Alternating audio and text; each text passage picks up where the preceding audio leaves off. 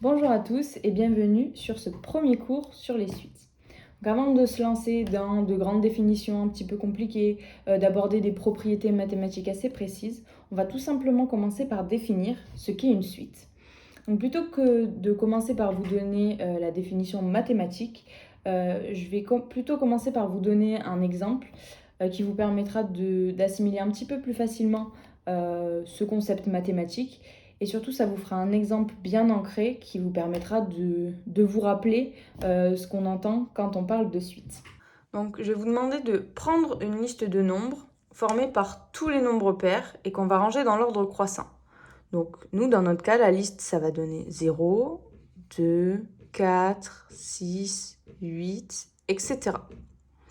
On va ensuite noter UN, l'ensemble des éléments de cette suite, tels que U0 soit égal à 0, U1 soit égal au deuxième terme de la liste, donc 2, U2 égale à 4, c'est le troisième terme de la liste, etc. On aurait U3 égale 6, U4 égale 8, etc.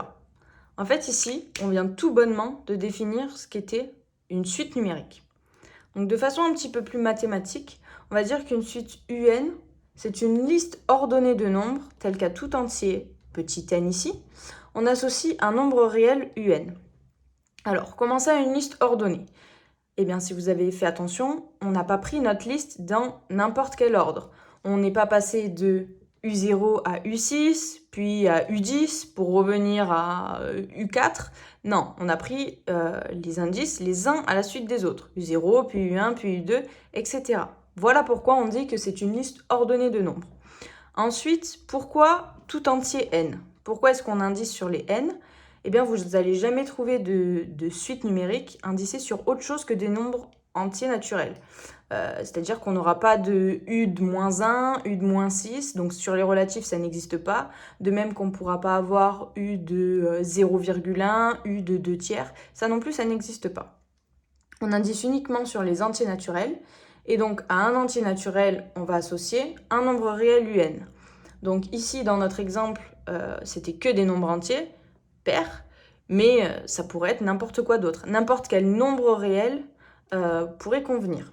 Donc ici, dans la définition, on appelle n le rang ou l'indice de la suite, et U0, U1, etc., ça va être les termes de notre suite. De manière générale, il existe deux manières de définir une suite. Donc, soit on la définit explicitement, soit on la définit par récurrence. Donc, si on décide de définir une suite de manière explicite, ça veut dire qu'on va exprimer UN directement en fonction de n. Donc, qu'est-ce que ça veut dire ?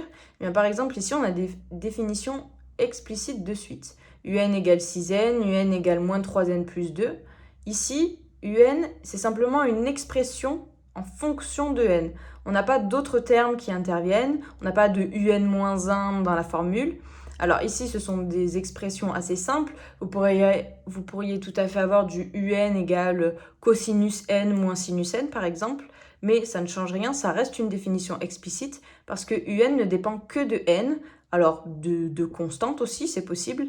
Mais la seule inconnue du problème, c'est n. Donc ici, c'est plutôt sympathique parce qu'on va pouvoir calculer n'importe quel terme de la suite sans avoir besoin du précédent.